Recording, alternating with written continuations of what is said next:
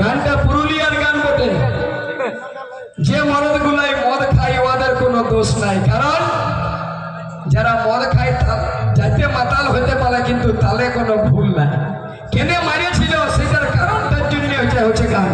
কি কারণ?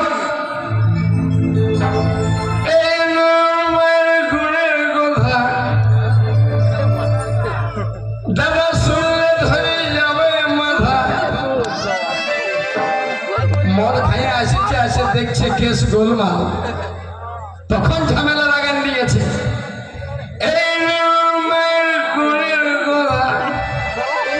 শুনলে ধরে যাবে মাথা, ফুসুর ফাসুর করতেছিল এই ছেলেটার সাথে।